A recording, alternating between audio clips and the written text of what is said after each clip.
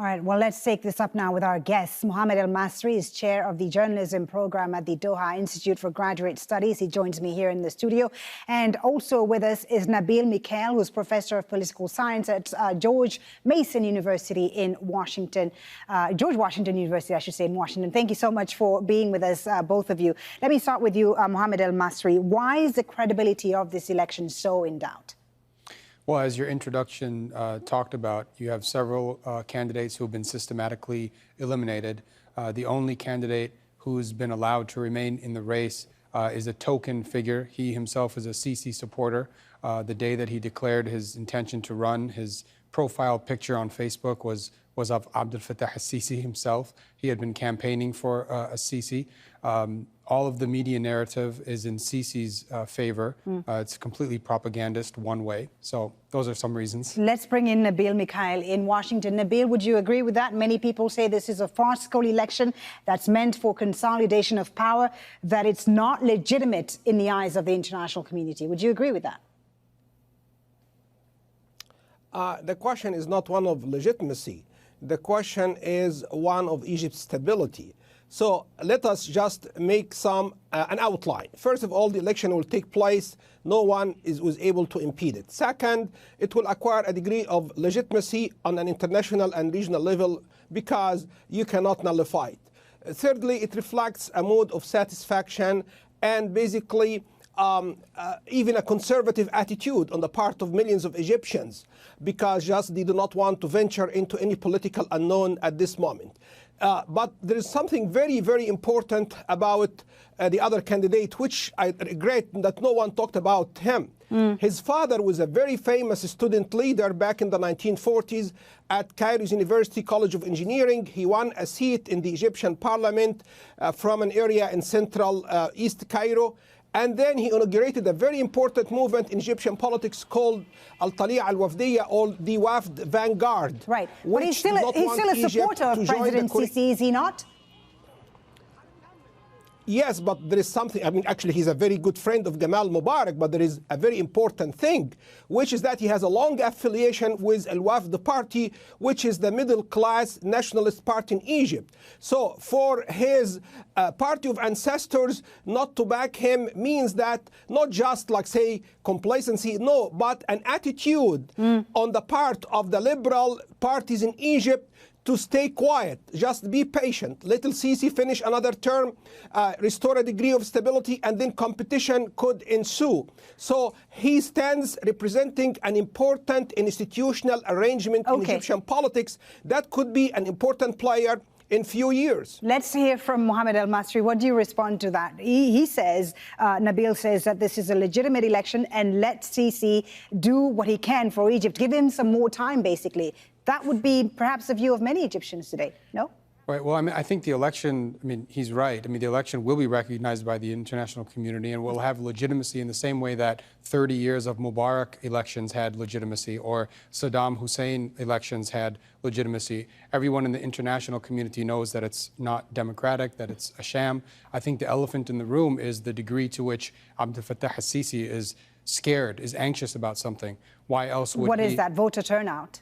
Well, that, but he's also scared about the split inside the Egyptian military apparatus. There are a lot of Egyptians who do not support Sisi. It's one reason why he's banned opinion polling, scientific opinion polling in the country. It's another reason why they've been warning Egyptians about problematic, critical media coverage. They have a hotline out now for Egyptians to report journalists that are critical. They're arresting journalists. They're arresting political candidates.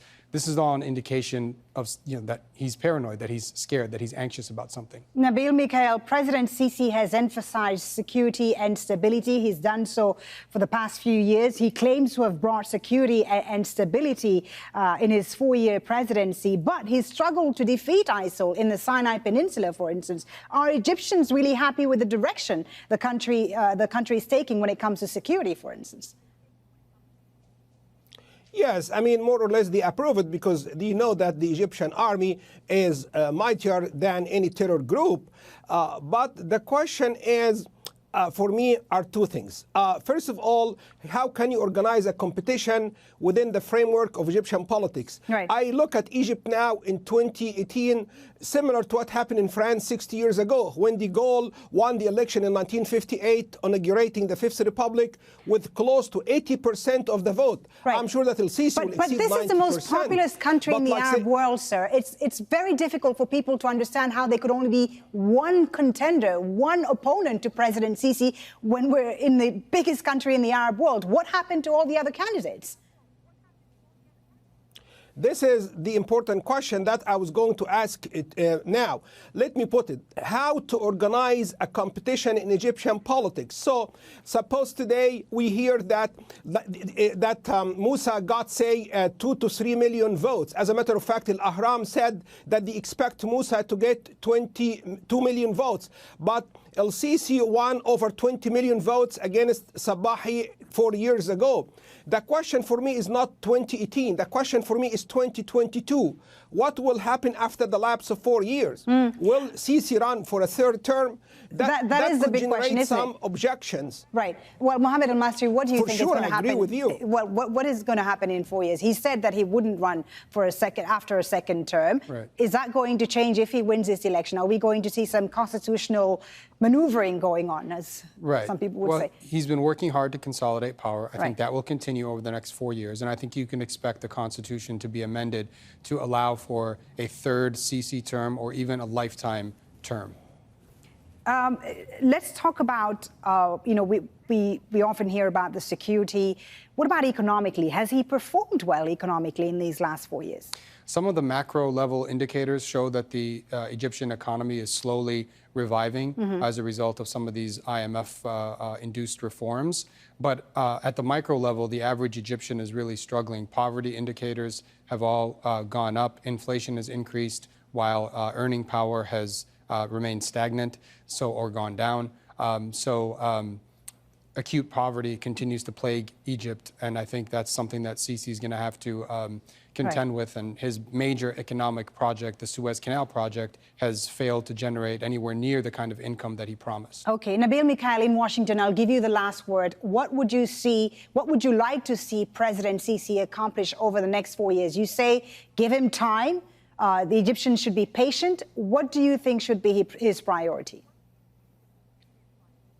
Very important question. I hope he can foster a political culture of tolerance. I was very disappointed when I read Al-Ahram yesterday, the Egyptian newspaper, and Mustafa Musa was quoted in an interview to the Russian station Sputnik, saying that America is trying to undermine the Middle East. The whole Arab Spring phenomenon is a conspiracy by America to create divisions and mini states and split the Arab world into small states. And the whole thing was masterminded by Condoleezza Rice. This is not an attitude upholding liberal values. So I hope that El-Sisi will work hard to stop all this anti-American, anti-Western, anti-liberal propaganda that flourished in the last few years, and it will anger America. This is why I will expect that the Trump administration will be working very closely with the Egyptian government, incumbent and future, to help them solve a lot of problems, also exercising a degree of pressure on Cairo to change some of its policies, like the detentions, like the prosecution of some